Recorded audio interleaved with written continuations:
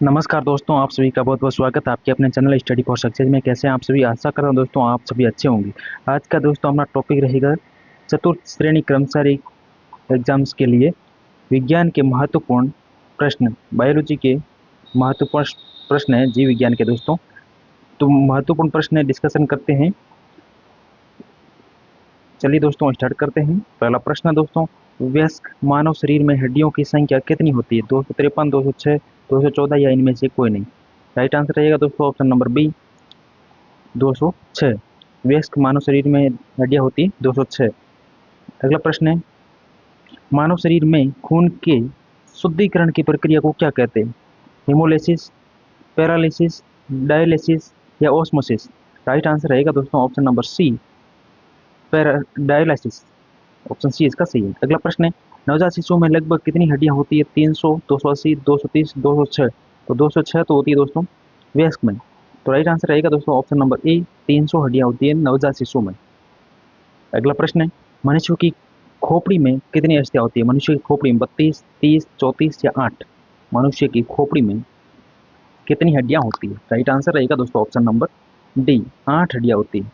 Option number D सही है। अगला प्रश्न है, मनुष्य में पुनः स्थापित होने वाले दांतों की संख्या कितनी होती है? 32, 20, 12 या 16।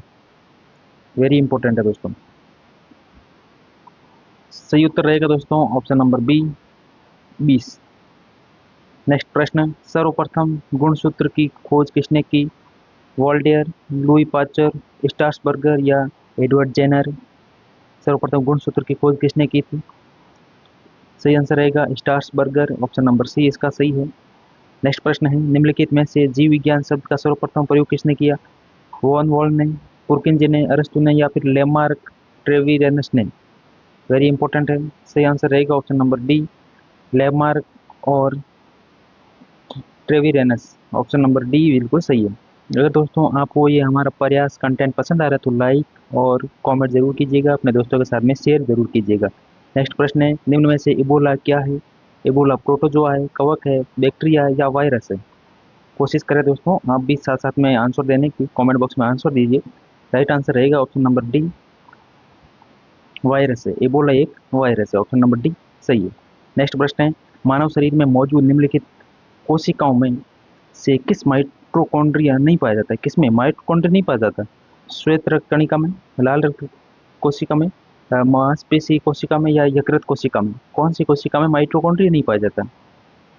नवे का राइट आंसर रहेगा आरबीसी, रेड ब्लड सेल्स। लाल रक्त कणिकाओं में माइटोकॉन्ड्रिया नहीं पाया जाता। ऑप्शन बी इसका सही है। नेक्स्ट प्रश्न है, मानव श्वसन प्रक्रिया में कौन सी गैस छोड़ी जाती है? इनहेल कौन की जाती है? श्वसन में ली कौन सी जाती है? तो ऑक्सीजन। और छोड़ी कौन सी जाती है? Carbon dioxide. Option number B दोस्तों इसका सही है। अगला प्रश्न है, दूध में पाया जाने वाला मुख्य प्रोटीन कौन सा है? ग्लोबिन, एल्ब्यूमिन, ग्लोबुलिन या केसिन। राइट आंसर रहेगा option number D, casein. Next प्रश्न है, मानव शरीर में सबसे लंबी अस्थि कौन सी? सबसे लंबी अस्थि कौन सी है? टीबिया, फीमर, ह्यूमरस या फिर अल्ना। राइट आंसर रहेगा ऑप्शन नंबर बी, फीमर दोस्तों सही आंसर रहेगा। सबसे मानव शरीर की सबसे लंबी अस्थि। नेक्स्ट प्रश्न है, मनुष्य में ऐच्छिक गतियों का नियंत्रण किसके द्वारा होता है? सेरिब्रम, अवट्टू, थायराइड या इनमें से कोई नहीं। ऐच्छिक गतियों का नियंत्रण कौन सा भाग करता है? सही आंसर है यहाँ पे ऑप्शन नंबर ए, सेरिब्रम। अगला प्रश्न है, जीव विज्ञान के जनक के नाम से कौन जाने जाते हैं? लेमार्क, अरस्तु, ट्रेविरेनस या इनमें से कोई नहीं। जीव विज्ञान के जनक 14 का राइट आंसर रहेगा ऑप्शन नंबर बी, अरस्तु। अगला प्रश्न है, मानव शरीर में सबसे छोटी हड्डी कौन सी? अभी अपन ने बात की थी सबसे लंबी हड्डी, तो वो थी फीमर। सबसे छोटी पूछा टीबिया, स्टेपिज या फिर ट्रेपेजियम या इनमें से कोई नहीं। तो राइट आंसर है इसका दोस्तों स्टेपिज, जो कान में पाई जाती है। ऑप्शन नंबर बी बिल्कुल सही है। नेक्स्ट प्रश्न है, शरीर का तापक्रम कहाँ नियंत्रित होता है? स्पाइनल कार्ड में, हाइपोथैलेमस में, पिट्यूटरी में या फिर थायराइड में। शरीर का तापक्रम कहाँ नियंत्रित होता है? 16 का सही answer option number B, hypothalamus में शरीर का तापक्रम को नियंत्रित होता है। नेक्स्ट प्रश्न है, मानव मूत्र का पीला रंग किसकी मौजूदगी के कारण होता है? पित्त की मौजूदगी के कारण, लस्सी का, यूरोक्रोम या कोलेस्ट्रॉल? मानव मूत्र का पीला रंग किसके कारण होता है? सही उत्तर है इसका ऑप्शन नंबर सी, यूरोक्रोम के कारण मानव मूत्र का रंग पीला होता है। नेक्स्ट प्रश्न है, निम्नलिखित में से कौन सा कथन एंटीबायोटिक के लिए सत्य नहीं है? प्रथम एंटीबायोटिक की खोज अलेक्जेंडर ने की थी। एंटीबायोटिक शब्द एस वॉकमैन ने 1942 में दिया। कुछ मनुष्य एक विशेष एंटीबायोटिक के प्रति संवेदनशील होते हैं। ऑप्शन डी है, प्रत्येक एंटीबायोटिक केवल एक विशेष प्रकार के रोगाणु के प्रति प्रभावी होती है। कौन सा यहाँ पे पूछा है? सत्य नहीं है दोस्तों।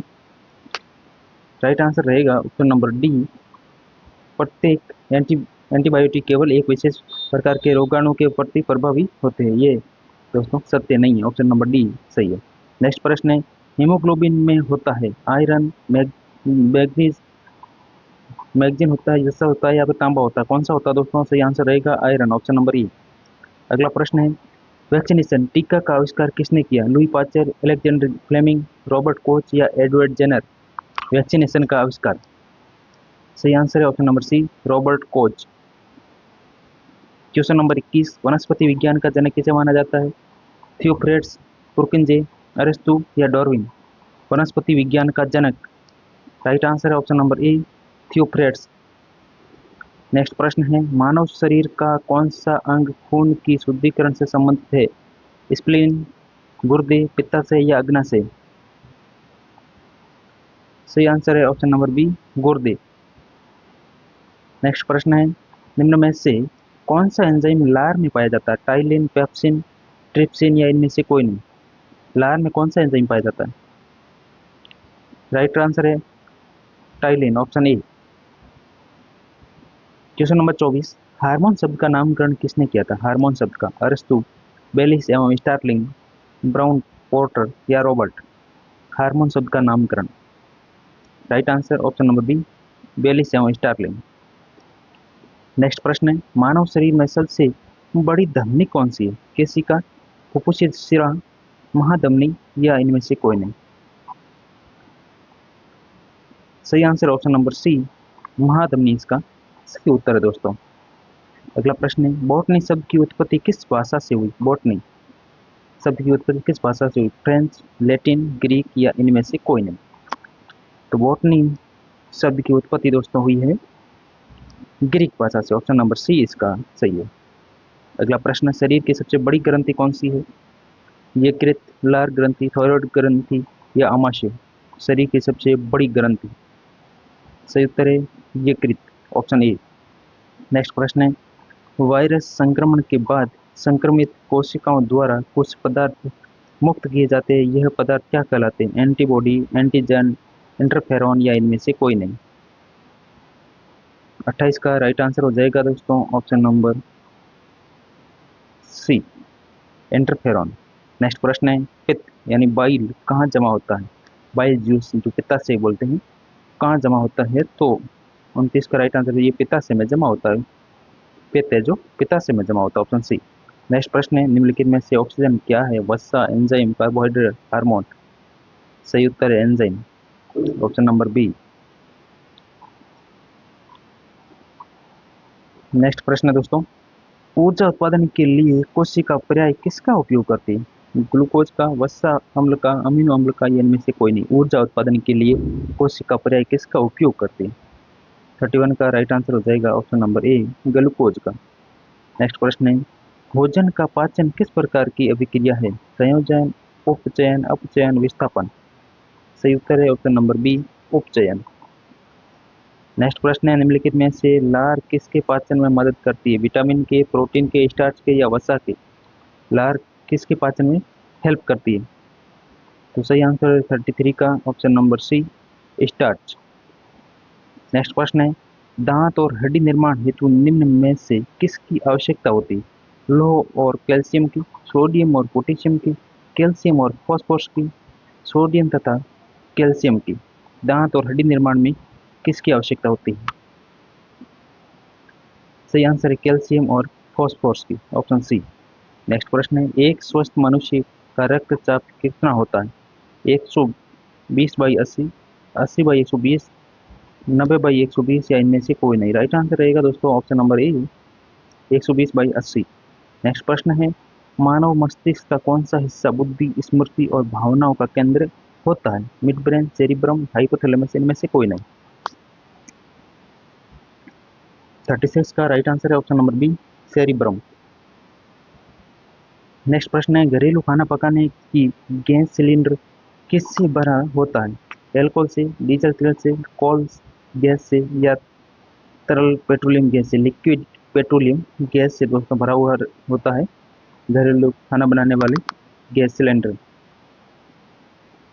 खाना पकाने वाले जो सिलेंडर होते हैं वो तरल पेट्रोलियम गैस से भरे होते हैं। और इसमें सिलेंडर में दोस्तों मेनली गैसें कौन सी होती है? ब्यूटेन और प्रोपेन होती है दोस्तों मेनली इसमें गैसेस। और ब्यूटेन का आणविक सूत्र है दोस्तों C4H100, ये है ब्यूटेन का आणविक सूत्र। और प्रोपेन का आणविक सूत्र दोस्तों C3H8, ये दोस्तों प्रोपेन का आणविक सूत्र है नीचे वाला C3H8। और ब्यूटेन का आणविक सूत्र है C4H100, ये आणविक सूत्र है ब्यूटेन का। नेक्स्ट प्रश्न है, सबसे पहले डीएनए यानी कि डीऑक्सीराइबोन्यूक्लिक एसिड को अलग किसने किया था? वॉटसन और क्रिक ने, फ्रेडरिक हॉफमिचर ने, होबस लेवेन ने या फिर एडवर्ड जेनर ने? 38 का राइट आंसर रहेगा ऑप्शन नंबर बी, फ्रेडरिक और हॉफमिचर ने, ऑप्शन नंबर बी। नेक्स्ट प्रश्न है, उच्च रक्तचाप की अवस्था को क्या कहते हैं? हाइपोटेंशन, पक्षाघात, हाइपरटेंशन या इनमें से कोई नहीं। सही उत्तर दोस्तों ऑप्शन नंबर सी, हाइपरटेंशन कहा जाता है उच्च रक्तचाप की। नेक्स्ट प्रश्न है, फेफड़ों का आकार कैसा होता है? गोलाकार, बेलनाकार, अंडाकार या शंकु आकार? सही आंसर है शंकु आकार होता है फेफड़ों का आकार। नेक्स्ट प्रश्न है, निम्न में से बायोगैस किन किन गैसों का मिश्रण होता है? कार्बन मोनोऑक्साइड, मीथेन तथा हाइड्रोजन? ऑप्शन बी है कार्बन मोनोऑक्साइड, इथेन और हाइड्रोजन। ऑप्शन सी है कार्बन डाइऑक्साइड, इथेन और हाइड्रोजन। ऑप्शन डी है कार्बन डाइऑक्साइड, मीथेन और हाइड्रोजन।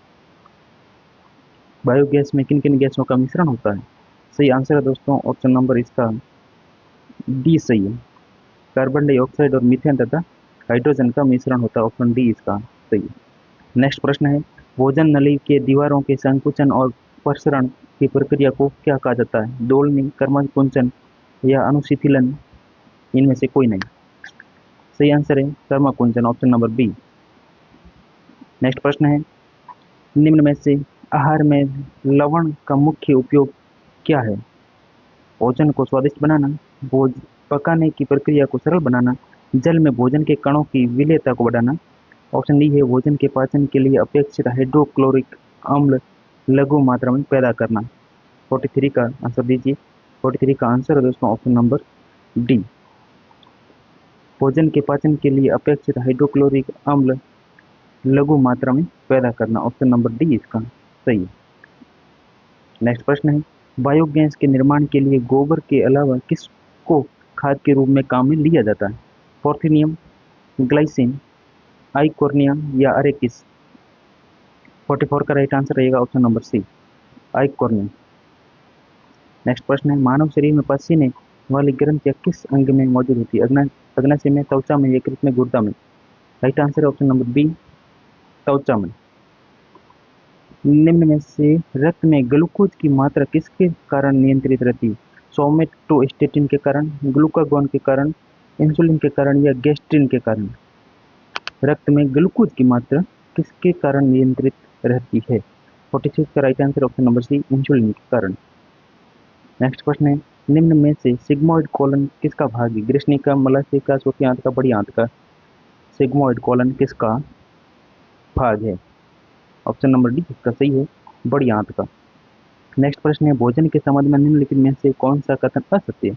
यह एक कार्बनिक पदार्थ है, यह ऊर्जा प्रदान करता है, यह एक अकार्बनिक पदार्थ है। ऑप्शन डी है यह रासायनिक प्रतिक्रियाओं से गुजरता है।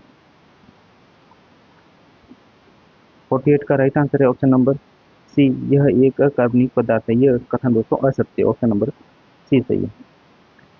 क्वेश्चन नंबर 49, भोजन से प्राप्त ऊर्जा को कैसे मापा जाता है? जूल में, एम्पियर में, केल्विन में या फिर कैलोरी में? राइट आंसर है ऑप्शन नंबर डी, कैलोरी में भोजन से प्राप्त ऊर्जा को मापा जाता है। नेक्स्ट प्रश्न है, घेंगा या गलकंड रोग किसकी कमी के कारण होता है? सोडियम, कैल्शियम, क्लोरीन या आयोडीन?